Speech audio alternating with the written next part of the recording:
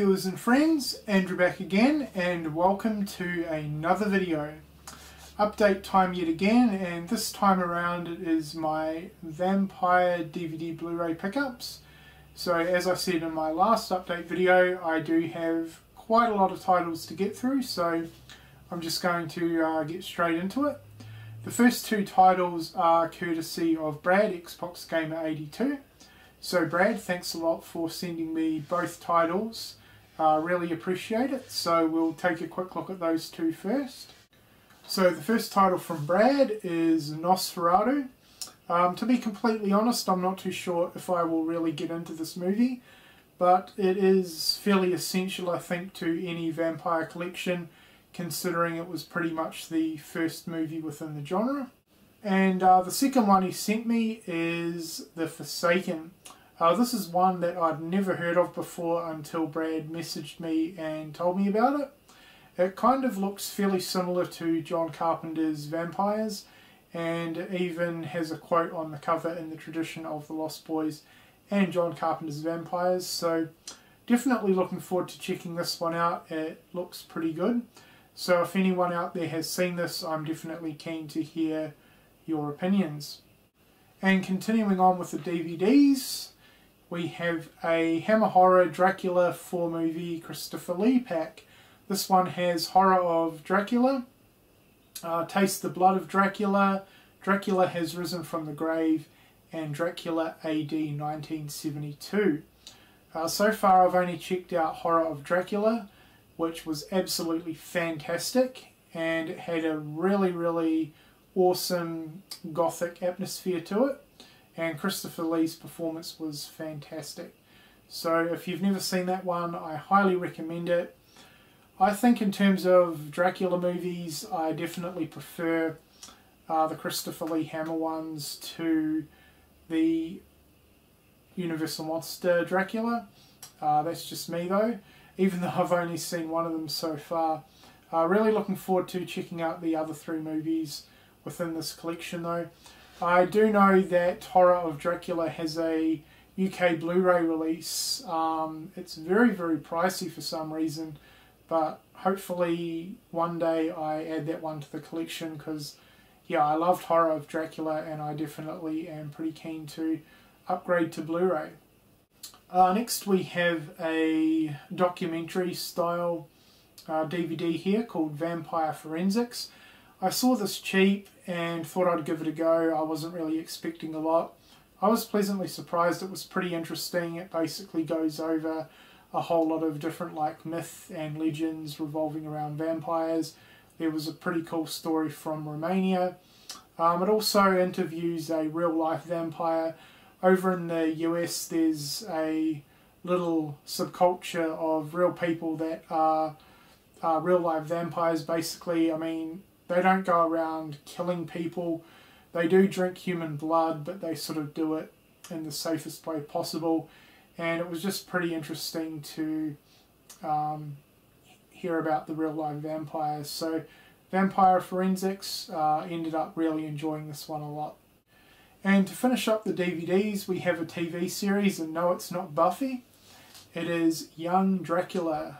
This is a great little show from the UK, and this is probably one that most of you have never heard of before. If you are a fan of sort of kid-themed UK shows, I definitely recommend checking this one out. I came across this randomly one day. I was looking up a bunch of vampire-themed TV shows, and this one came up.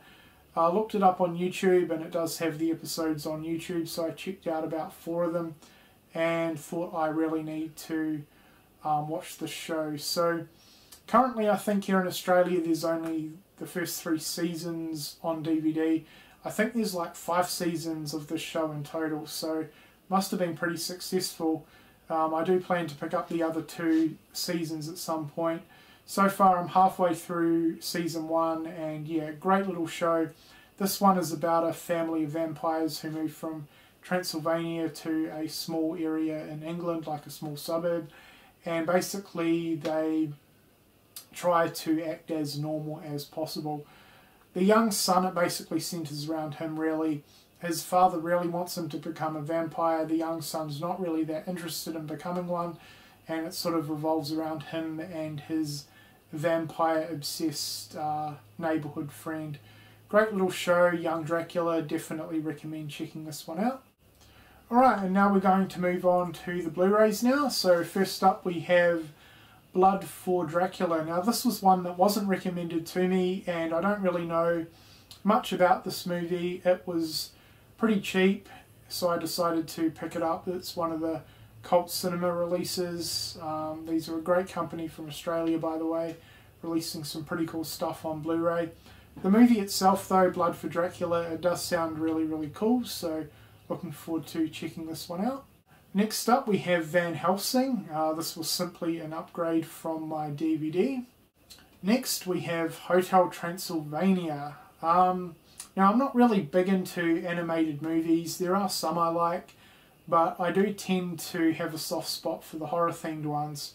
And yeah, this was really enjoyable, Hotel Transylvania. If you're a fan of horror themed animation and you've never seen this, I definitely recommend checking it out. And of course, like most modern animated movies, it looked absolutely fantastic on Blu-ray. Next we have Dark Shadows, Tim Burton movie, of course, with Johnny Depp. Now I'm not normally a big fan of Johnny Depp or Tim Burton. I find Johnny Depp's characters a little bit too over the top for my liking, but I ended up loving this one. I was really interested in checking it out, and I have been for a while. But yeah, I was really surprised how much I love this. I would probably rank this as my second favourite Burton movie, next to Edward Scissorhands. It's not really saying a lot because, as I said, I'm not really a massive Tim Burton or Johnny Depp fan.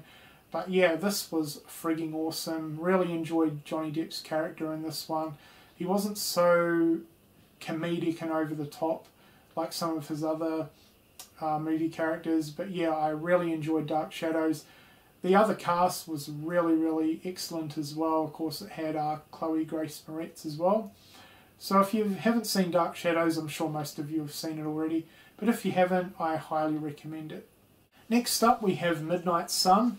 Now, don't let the teeny, lovey-dovey, Twilight-esque cover put you off this movie. This was really good. I actually came across this at my local video store.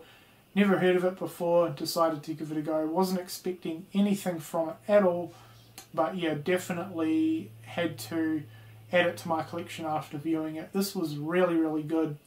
It followed a vampire character called Jacob, who was a security guard at night. He really went out during the day, and he ended up falling in love with a woman, and it was basically about him trying his hardest to suppress his vampirism around this woman. It actually reminded me a lot of Maniac, just in terms of the sort of character and story of Jacob. Two entirely different movies in terms of its themes. This one is obviously a vampire movie while Maniac is a slasher, but it definitely kind of reminded me of Maniac, just in terms of the way Jacob's character was told and the story as well. But yeah, I definitely highly recommend this one. It was really good. Next up we have Byzantium, and this one has been getting quite a lot of attention here on YouTube lately, and I really enjoyed this. I wasn't really too sure if I would enjoy this one as much as I did, but I was pleasantly surprised how much I enjoyed it. This one centers around two female vampires, and I thought the story and the vampire themes within this movie were extremely well done.